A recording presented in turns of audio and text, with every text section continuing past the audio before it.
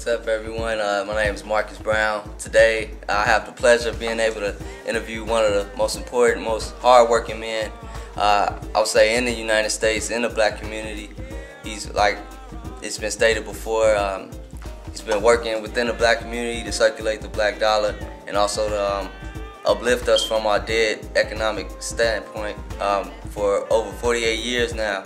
He's the president and founder of the United American Progress Association, and he's right here in Chicago. Ladies and gentlemen, Dr. Webb Evans.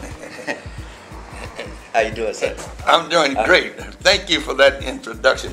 You don't know the pleasure that brings to me is to talk to a young man that's on the right track. It hurts my heart when I go to the jail and see most of the young people in jail are us. But I'm just proud to see a young man like you, and that's why we have selected you to be our keynote speaker on the 22nd of February to talk about blacks and about our history, where we come from, and the way we should be going, and look like you're on the right track. Thank you, sir. Well, I got to follow in the footsteps of Minister Raheem, Dr. Webb Evans. I got the right people around me, so I think we all be heading in the right track. I'd like to ask you, first of all, how old are you, if you don't mind me asking? No, I'm not so old, only 96. 90, how young are you, I should have asked? Yeah, only 96. 96 and years God old. has been good to me, you know. And see what is actually happening. I don't know why God keep me here, but I believe He's keeping me here that I can still work more on getting black people to see what He wants us to do. I think God is not pleased with us looking for some other race to solve our problem. I think God wants us to look to ourselves and look to Him. And there's nothing that God done for anybody that He won't do for black people. How will one join the UAPA if they're interested in supporting this movement? I want to thank you for asking that question. And we are interested in the old and the young. You know, a lot of people say that old people represent the past. Young people like you represent the future. But we leave out the most important part of it. The old people represent the past and the present. You represent the present and the future. Yeah. And the kind of future black people are going to have depend on how you and I can work together at present. And far as the United American Progress Association is concerned, we meet every fourth Monday at 7 o'clock at 7606 South Cottage Grove. We have 3 chapters. Our headquarters is at 7616 South Cottage Grove. And we have a chapter in Gary. We have a chapter in Harvey, Illinois. And for a non-business person, $10 a year. We don't charge non-business people that much because we want them to help us in carrying out our program. And for a business person, it's $100 a year to be a member. You have a book. Can you tell the people what your book is about and how they can get a hold of it? I have 2 books. One is The Other Way. See, we see what is happening to us, going the way we're going.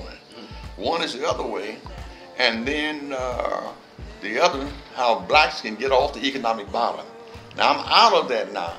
I'm revising it, and right now it's in the printers. I have a new edition coming up, how blacks can get off the economic bottom. We have reached the top in nearly everything. We can, with Jesse on, we can outrun anybody. With Joe Louis and Malcolm, not Malcolm X, Muhammad Ali, we can outfight anybody. With Jackie Robinson and Larry Dover, we can play baseball better than anybody else. With Marion Anderson and Mahalia Jackson, we can out-sing anybody else. And now, I believe we can be president better than anybody else. With yes, President Barack Obama. But the thing what we're missing out most, is this dollar. This is what we like the most, is how to use this dollar. And that is what this other book is all about, how to get off the economic bottom. And you can never get off the bottom spending all your money with somebody else. It's got to be spent. The more this money circulates among us, the more it will help. Now, if I spent this money with you, and you spent that money with him, and he spent it with somebody else, The more this money could circle, everywhere it would go, it would be helping somebody $10 worth of good. See what I mean? Yes, but as it is now, it's only once. And you spend it with somebody else. That's the end of it. But this money should keep circulating. Now, white people in this country, the American white, so-called white, is getting behind the newcomers. Because the newcomers, the foreigners now, their money circulate among themselves more than the old white, because the old white been so busy keeping black people down until the others coming in here. You take now in the loop down there, I read it in one of the white press that 30% of the buildings in the loop belong to Japan. And did you know, I don't know whether you know it or not, did you know all this bailout money? You know who's bagging it up? You know who's bagging it up? China. China. Oh, no. Yeah, China's bagging it up. This ain't our money. China's bagging up this. So we as a country are in a bad shape, and part of why they're in a bad shape, they're getting to be like black people. They're spending too much money somewhere else with people that are not spending with us. That's what black people have done all our lives, spend our money with somebody else, and they're not spending any with us, and that's what got us in the condition we're in. And now the solution to our problem is to spend our money among ourselves as much as we can. We all need one another. All races need each other, see. But number one, to look out for your own. So that's what the book is all about, what we do for ourselves. And I want to say this to you, and a lot of people criticize, and maybe criticizing me, when Bill Cosby said, it's not all of our problem is caused by what others done to us. A lot of our problem, what's keeping us down, a lot of our problem is caused by what we're not doing to get us. Yeah.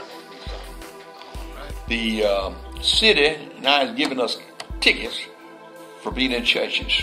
They got meters in front of churches. But since that, I've been parking around the corner. But since I was coming here, I parked in front of my office. And you know what I did? When I came out the office, I went to the corner, because that's where I've been going. And that's what black people been going wrong so long. Now they're taking it wrong as right. But we got to have a change. Turn to ourselves. Don't hate anybody, but make sure that you love your own. Black people think what white people have is better than what black people have. You can have something I had. I'll tell you the experience I had. I was operating not a grocery store. I was operating, I said grocery store because I've owned 2 grocery stores. I was operating a furniture store for a fella. And a man came in there, he looked so intelligent, he was all dressed, you know, and he asked me, was that a black-owned furniture store? And I was happy to tell him, yeah, this is black-owned. He said, oh my God, let me get out of here. Oh, man. Yeah, oh my God. That's horrible. Get out of here, it's horrible. Yeah. Now, all that furniture was made by white. But he thought something was wrong about the black person just selling it to him. But now in this country, I got a handkerchief in my pocket. You know where it's made? In China. Your furniture is made in China. Your thumbtacks are made somewhere else. We become a country now of sales and service. Most of your manufacturing is going abroad. That's why the jobs are. Now, I had 2 meetings with President Barack Obama before he got to be president. And what he's saying, the same thing what we're doing on an economic base, that he was going to do on an international base, that he was going to stop spending a lot of money with countries that are not spending anything with us.